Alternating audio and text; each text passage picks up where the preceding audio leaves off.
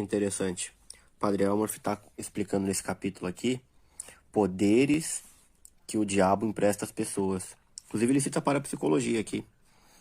E que ele admite que é boa e que é útil. Inclusive, olha que interessante. Mas aqui ele está falando de um cara, Erasmo de Bari, que ganhou o dom de ler a vida das pessoas, de curar com as mãos, uma série de coisas. E aqui o Padre Elmorf justifica que o diabo pode fazer isso, porque inclusive fez diante do faraó, naquele episódio entre Moisés, Arão, se não me engano, né? E o faraó, que repetia, os magos do faraó, na verdade, que repetiam os milagres e prodígios. Só que o Padre Elmorf esqueceu de aprender que o que os magos faziam era falso. Qualquer Bíblia bem traduzida com as notas do Pontifício Instituto Bíblico disso. Aqui nunca aconteceu o que ele está falando. Nunca. Aqui a gente encontra o Padre Elmorf ao mesmo tempo supersticioso e ao mesmo tempo bem informado. O supersticioso diz aqui, ó, que o exorcismo tem um duplo objetivo: libertar os possessos, mas antes de tudo tem a finalidade de diagnosticar o mal, ou seja, o próprio exorcismo é um teste. Enquanto a igreja ordena que nunca se exorcize alguém onde não exista dúvida razoável. Ou seja, economize ao máximo no exorcismo nunca, enquanto você não tiver nenhuma outra coisa para fazer. Aqui, o Elmorf ponderado diz aqui, ó, todos os fenômenos que se produzem, ainda que sejam estranhos ou aparentemente inexplicáveis, podem, com efeitos, ter uma explicação natural. Mesmo a associação dos fenômenos psiquiátricos e parapsicológicos, ele admite que existe, não é suficiente para estabelecer um diagnóstico. Só por meio do exorcismo é que se pode ter a certeza de estar perante uma intervenção diabólica ou não. Olha que interessante, mas olha só. Apesar de ele ter a gigantesca sacada de considerar a existência de fenômenos parapsicológicos, ou seja, coisa que parece sobrenatural e preternatural e não é, até ele define que isso existe, ele mesmo não considera que exorcizar alguém que não está possuído pode incutir na pessoa a sugestão de que ela está possuída. Inclusive, o exorcismo em alguém que se diz possuído, se demonstra possuído, pode tirar a pessoa dessa falsa possessão pelo poder da sugestão, como a gente provou milhões e milhões e milhões de vezes. Esse é o tipo de coisa que não aparece nos livros dele. Pode procurar que você não encontra. Ele não conhece sugestão.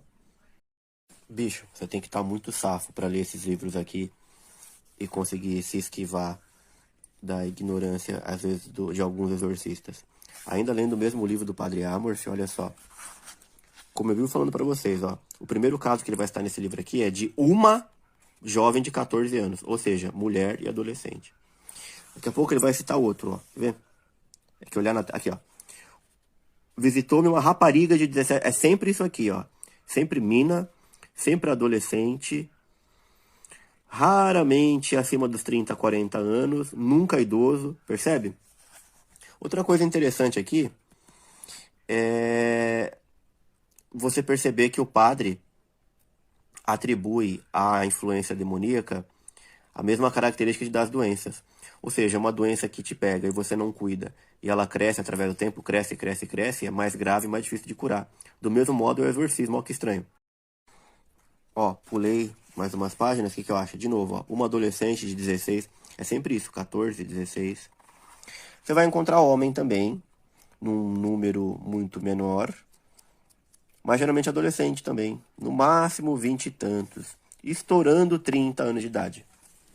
Quase sempre mulher e quase sempre adolescente. Como eu dizia antes, quer ver, ó? Quanto tempo é necessário para libertar uma pessoa que está sob o jugo do demônio? Ninguém pode responder essa questão. O Senhor que liberta, quem age... Nananana. Tive o caso de uma jovem de 14 anos sob o jugo do demônio apenas há alguns dias, que parecia furiosa, dava pontapés, mordia, arranhava. Um quarto de hora, ou seja, 15 minutos, foi suficiente para libertar completamente. Numa primeira fase, caiu no chão inanimada, tal forma que me lembrei do Evangelho, mas no fim de alguns minutos a rapariga recuperou o sentido e já correu no pátio brincando com seu irmãozinho. Ou seja, ele diz que foi rápido porque... que ele curou rápido porque fazia pouco tempo que o demônio estava lá. Mas espera lá, que uma doença leve tempo para piorar e que fique cada vez mais grave se ela não é tratada, que é uma doença que é na carne, nos nervos, nas artérias, seja lá onde for, não importa, eu consigo entender. Agora que o demônio vá se instalando, que ele precise de tempo para tomar um corpo de uma maneira que seja mais difícil de libertar, vocês me desculpem, Aceito qualquer opinião bem fundamentada, fiquem à vontade para me escrever. Só que isso mais caracteriza uma doença do que um demônio. Mais caracteriza um transtorno, um distúrbio, principalmente neurológico.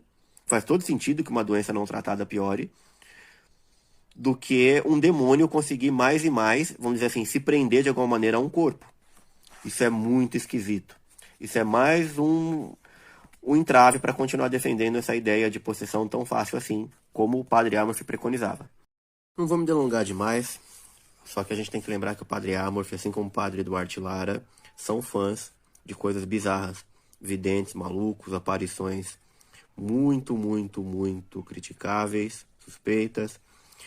Oração em línguas, o Padre Amorth era fã, como ele é fã, e o Duarte Lara também, de pastores protestantes em suas pregações, o e os exorcismos que eles elogiam. Como aqui também o padre fala que é importante a intercessão daqueles grupos que fazem oração de libertação. E sem querer nos desfazermos desses grupos de oração de libertação, a gente sabe que a maioria das coisas que eles fazem é uivo e exagero sobre um monte de coisa. Mas continuaremos. Vou gravar só mais um story porque eu vou dormir. Eu estava comentando atrás que as coisas que o Padre Amorth considera como características de possessão parece que mais se adequam a doenças propriamente ditas do que a possessão. E o outro exemplo a gente vai ter aqui, ó.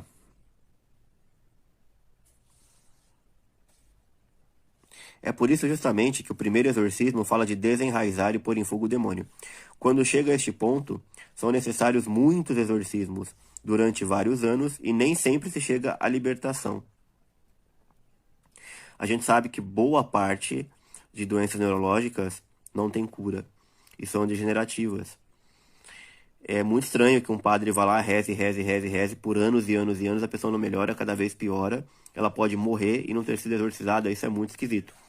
Isso é um outro aspecto, falando rapidamente aqui, mais parece uma doença do que outra coisa. E vocês poderiam me dizer assim, ô Mário, só que em muitos casos, tudo bem que pode levar meses ou anos, mas ele cura. Isso não seria uma prova de que o exorcismo funcionou sobre um corpo que estava, uma pessoa que estava possuída? Não sei.